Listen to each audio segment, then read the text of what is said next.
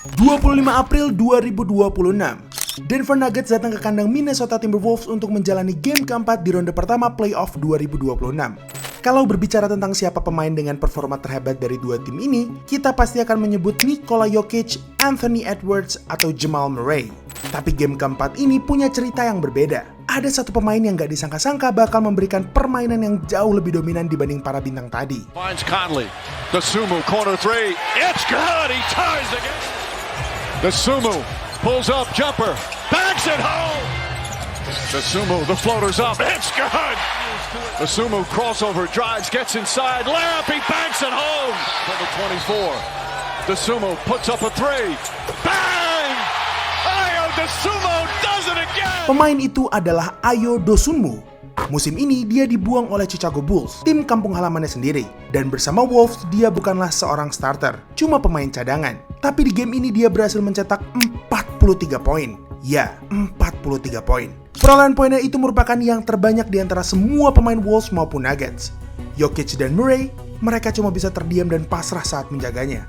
Tapi performa Ayo ini bukan sekedar dominan saja, karena dia juga berhasil mencetak rekor yang gak bisa digapai pemain manapun dalam 50 tahun terakhir. Total poin Ayo ini merupakan yang terbanyak sebagai pemain cadangan di playoff sejak 1976 ketika Fred Brown mencetak 45 poin.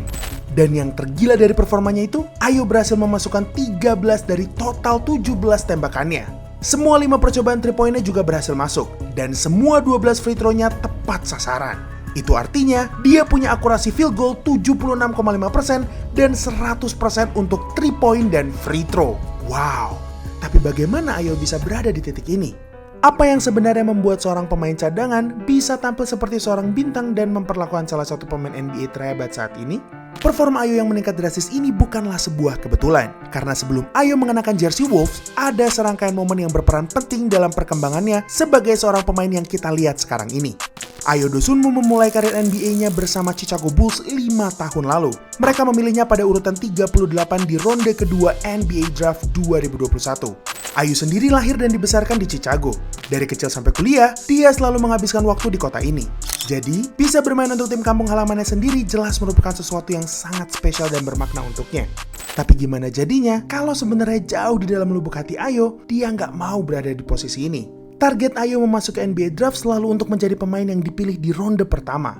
Dia awalnya diprediksi untuk dipilih di urutan 15 besar, tapi namanya tidak disebut. Begitu juga ketika ronde pertama sudah selesai. Setelah sekitar 3 jam duduk dan menunggu, akhirnya dia mendapatkan kabar bahwa Bulls percaya dengan potensinya. Dan tanpa berlama-lama, Ayo langsung menunjukkan bahwa dia layak untuk menjadi pemain NBA yang hebat. Sejak musim pertamanya, dia sudah dipercaya untuk menjaga bintang-bintang NBA. Ayo pun sudah bisa langsung merasakan intensnya pertandingan di playoff pada musim pertamanya itu. Sehingga jalannya untuk berkembang dan memaksimalkan potensinya jadi semakin terbuka lebar. Seiring berjalannya waktu, permainan Ayo di lapangan jadi semakin matang dan memuaskan. Kontribusinya selalu meningkat dan gak pernah menurun. Dari yang awalnya 8 poin per game, naik jadi 12 per game, bahkan sampai 15 poin per game musim ini. Semua itu dia lakukan sebagai pemain cadangan. Defense-nya jadi semakin bisa diandalkan, kemampuan syutingnya semakin tajam, dan fisiknya yang atletis terus membuatnya menjadi pencetak skor yang solid di dekat ring. Tapi ada satu masalah di balik perkembangan Ayo yang menjanjikan ini. Bulls secara keseluruhan gak pernah memberikan hasil yang memuaskan. Setelah musim pertamanya, Ayo dan Bulls gak pernah masuk playoff lagi. Mereka selalu tereliminasi di play-in. Rekor menang kalah mereka nggak terlalu bagus dan nggak terlalu jelek. Cuma biasa-biasa saja dan itu membuat mereka selalu terjebak di posisi yang nggak jelas terus-menerus. Tapi Bulls akhirnya memutuskan untuk berubah mulai musim ini. Setelah gagal total di era Zach LaVine, DeMar DeRozan, dan Nikola Vucevic, mereka memilih untuk rebuilding atau membangun ulang squad mereka. Sekarang Bulls memutuskan squad mereka kepada Matas Buzelis dan Josh Giddey. Karena itu, mereka harus memilih antara Ayo atau Coby White untuk bermain di samping Giddey dalam jangka panjang karena kontrak mereka semua harus segera diperbarui. Yang jelas mustahil jika Bulls memperpanjang kedua kontrak mereka sekaligus karena alasan finansial. Kalau kita bandingkan secara statistik dan performa, kedua pemain ini memang sama-sama hebat dalam spesialisasinya masing-masing. Ayo pun selama ini sudah menunjukkan kalau dia telah berjuang mati-matian untuk terus berkembang demi mendapatkan peran yang lebih besar di lapangan.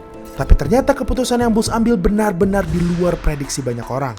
Mereka bukannya memilih antara Ayo dan White, tapi malah melepas dua-duanya. Dan yang Bulls dapatkan untuk Ayo, cuma Rob Dillingham, Leonard Miller, dan 4 pick ronde kedua di NBA Draft.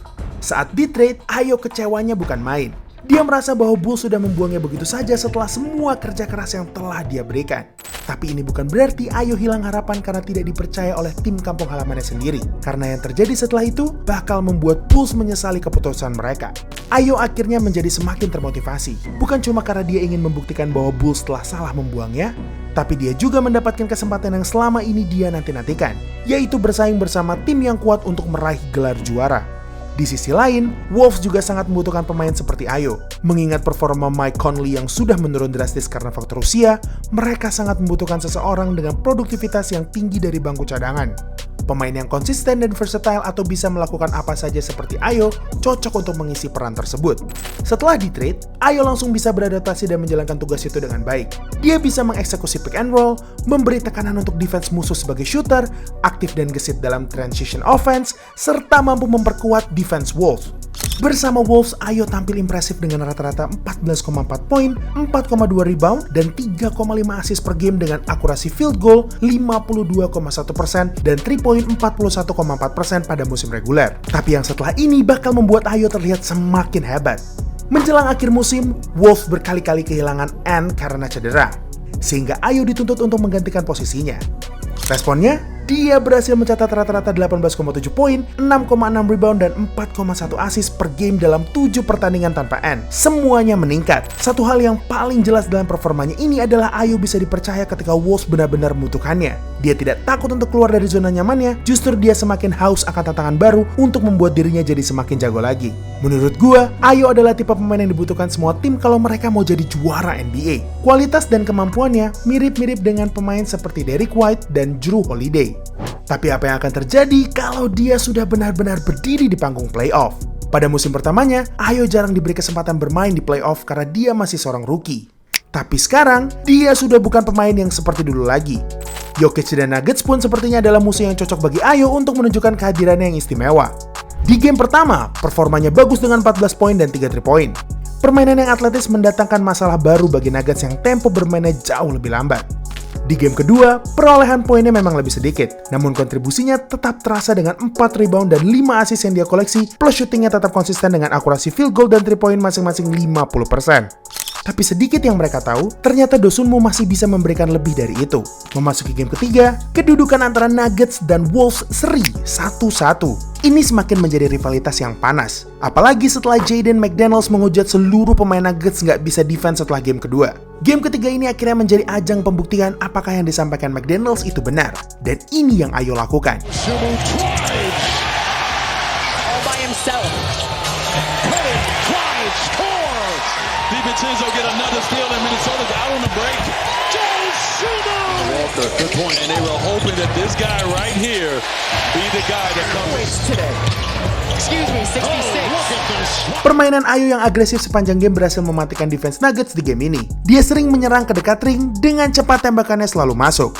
Ayo mengumpulkan 25 poin, 9 assist dan 3 rebound dengan akurasi field goal 66,7% di game ketiga. Bagaimanapun, Ayo nggak bisa berpuas-puas dengan performanya yang menyala itu. Karena di game keempat terjadi sesuatu yang bakal mengubah karirnya selamanya. Hanya sekitar 1/4 menit setelah game keempat dimulai, salah satu starter Wolves, Donte DiVincenzo, mengalami cedera Achilles yang membuatnya harus absen nggak cuma di seri ini, tapi juga sepanjang playoff dan mungkin juga sepanjang musim depan. Ini adalah pukulan yang berat untuk Wolves. Tapi entah bagaimana, situasinya bisa menjadi jauh lebih parah dari itu di kuarter berikutnya. Setelah Donte, sekarang giliran Ant yang tumbang karena cedera. Dengan begitu saja, Wolves langsung kehilangan 2 pemain guard terbaik mereka. Sekarang kesempatan besar sudah berada di depan mata Ayo. Dia memimpikan hal ini sepanjang karirnya, yaitu untuk menjadi pemain inti dan memberikan permainan yang menakjubkan. Dan kali ini dia juga harus melakukannya untuk menghargai perjuangan Ant dan Donte. Ini yang membuat jiwa Ayo berapi-api sepanjang game keempat sampai bisa mencetak 43 poin secara konsisten. Semua tembakan terasa seperti otomatis masuk. Wolves yang sudah kehilangan 2 pemain inti mereka akhirnya berhasil unggul 3-1 atas Nuggets yang jadi favorit untuk menang di seri ini. Dengan begitu saja, Ayo sudah menjadi pahlawan dan kebanggaan para fans Wolves. Beberapa bulan lalu, dia dibuang dan tidak dipercaya. Tapi sekarang dia sudah mendapatkan banyak respect karena bisa bersinar ketika semua mata mengarah padanya. Apapun yang terjadi pada Ayo dan Wolves di playoff tahun ini, gua yakin dia akan menjadi sosok yang sangat penting untuk kesuksesan Wolves beberapa tahun ke depan. itulah episode kali ini. Jangan lupa like dan subscribe agar channel ini bisa berkembang dan menghasilkan video menarik lainnya. Thanks for watching, I'll see you in the next video.